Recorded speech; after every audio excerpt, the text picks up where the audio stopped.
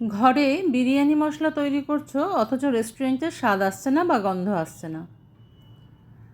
একেবারে রেস্টুরেন্টের মতন হায়দ্রাবাদি বিরিয়ানি মশলা আমি তোমাদের ঘরে তৈরি করে দেখাবো, যেটা তৈরি করে ব্যবহার করলে কিন্তু তোমরা সেই রেস্টুরেন্টের স্বাদই পাবে আর গন্ধটাও পাবে।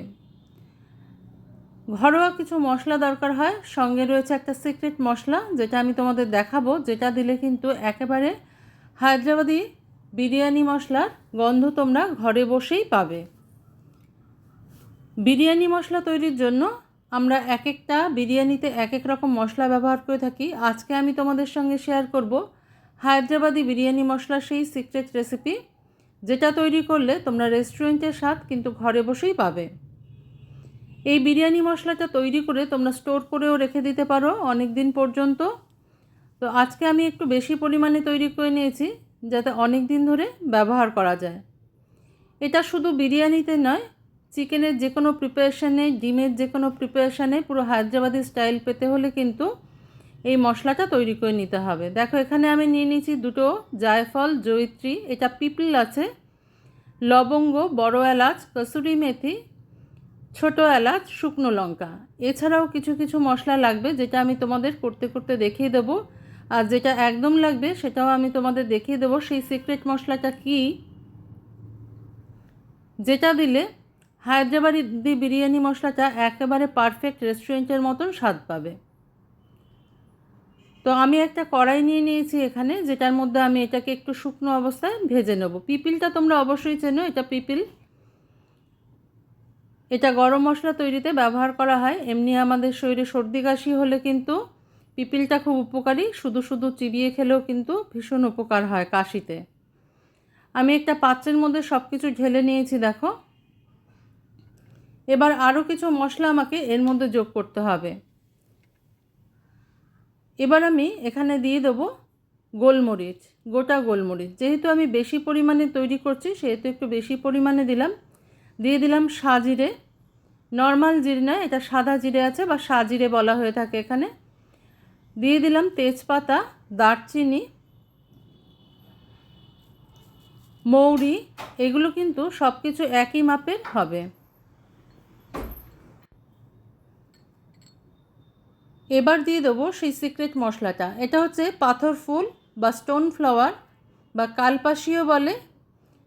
এই ফুলটা কিন্তু অবশ্যই দিতে হবে। এই ফুলটা না দিলে কিন্তু হায়দ্রাবাদি বিরিয়ানি মশলার সেই গন্ধটা তোমরা পাবে না। দিয়ে দিলাম স্টার অ্যানিস বা তারা ফুল, দিয়ে দিলাম ধনে, গোটা ধনে, এটা এইগুলো এবার সব কিছু একসাথে মিশিয়ে নিতে হবে।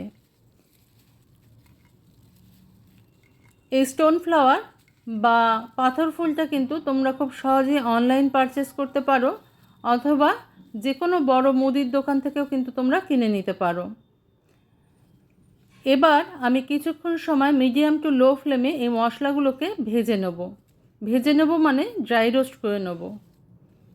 তাহলে কি হবে, খুব বেশি ভাজবে না, তাহলে কিন্তু তেলটা বেরিয়ে গেলে মশলাগুলো থেকে ভালো লাগবে না। এবার আমি এখানে দিয়ে দেবো হলুদের গাঁট। এই যে দেখছো হলুদের গাঁট, এটা আমি একটুখানি টুকরো করে নিয়ে এর মধ্যে দিয়ে দেবো। ভেঙে নিয়েছি, টুকরো করা যায় না, এগুলো খুব শক্ত থাকে। তবে এটা অপশনাল, দিলে দিতে পারো কারোর কাছে থাকলে, না দিলেও চলবে।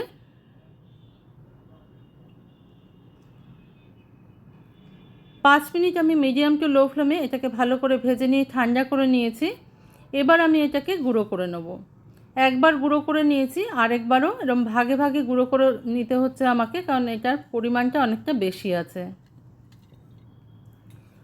Welcome to my cooking channel Shatabdi's kitchen. Shatabdi's কিচেনে তোমাদের সবাইকে স্বাগত। নমস্কার বন্ধুরা, আমি শতাব্দী। তোমরা সবাই কেমন আছো? আশা করি সবাই ভালো আছো, সবাই সুস্থ আছো। আজকে আমি তোমাদের সঙ্গে হায়দ্রাবাদি বিরিয়ানি মশলা শেয়ার করলাম। একবার বাড়িতে তৈরি করে দেখতে পারো, এটা খেতে কিন্তু অসাধারণ হয়। যে কোনো বিরিয়ানি রান্না, চিকেন রান্না, ডিম রান্নায় দিলে এটা খেতে অসাধারণ লাগে। চিকেন রেজালাতে দিয়ে দেখবে, সেটাও খেতে কিন্তু খুব ভালো হয়। তো আমি বাকিটুকু কিন্তু একইভাবে গুঁড়ো করে নিচ্ছি দেখো, গ্রাইন্ডারে দিয়ে। খুব সহজ একটা রেসিপি, ঘরে তৈরি করে নিতে পারবে। তবে এই পাথর ফুল বা স্টোন ফ্লাওয়ারটা অবশ্যই দেওয়ার চেষ্টা করবে। সমস্ত মশলাটা আমার গুঁড়ো হয়ে গেছে। যেহেতু আমি ভাগে ভাগে গুঁড়ো করেছি, মশলাগুলো একটু এদিক ওদিক হয়ে যেতে পারে, সেই জন্য ভালো করে মিশিয়ে নিচ্ছি। আর এটাকে তোমরা বহুদিন সংরক্ষণ করে রাখতে পারবে। একটু বেশি করে তৈরি করলে বহুদিন সংরক্ষণ করে রাখা যায়। মশলাটা আমার তৈরি হয়ে গেছে, দেখো এই রকম খুব সুগন্ধি হয় মশলাটা। একবার অবশ্যই বাড়িতে তৈরি করে খেয়ে দেখতে পারো। যে কোনো রান্নায় দিলে কিন্তু খুব ভালো লাগে। এমনকি তোমরা নিয়ে এটাকে ঘুরতে যেতেও পারো, কোথাও ঘুরতে গেলে এটাকে সঙ্গে করে নিয়ে যেতে পারো। যে কোনো রান্নায় কিন্তু দিলে খুবই ভালো লাগে খেতে। একটা এয়ারটাইট কন্টেনারে একটা কাচের শিশি ভালো করে স্টেরিলাইজ করে নিয়েছি আমি, শুকিয়ে নিয়েছি ভেতরটা। এবার আমি এটার মধ্যে এটাকে স্টোর করে রাখবো। এইভাবে তোমরা সংরক্ষণ করে রেখে দিতে পারো বহুদিন পর্যন্ত। যারা মশলা বেটে বা গুঁড়ো করে সংরক্ষণ করে রাখো তারা তো জানো যে অনেক দিন পর্যন্ত এগুলোকে সংরক্ষণ করে রাখা যায় কিভাবে। তো এইভাবে করে রাখলে এয়ারটাইট কন্টেনারে এর গন্ধটা নষ্ট হবে না, একদম অ্যাকুরেট থাকবে। তৈরি হয়ে গেছে আজকে আমার রেসিপি। যদি ভালো লেগে থাকে তোমাদের, লাইক, শেয়ার, কমেন্ট, সাবস্ক্রাইব করার অনুরোধ রইল তোমাদের কাছে। আজকে তাহলে এই পর্যন্তই বন্ধুরা, দেখা হচ্ছে পরের দিন অন্য কোনো রেসিপি নিয়ে তোমাদের সঙ্গে। তোমরা সবাই ভালো থেকো, সুস্থ থেকো।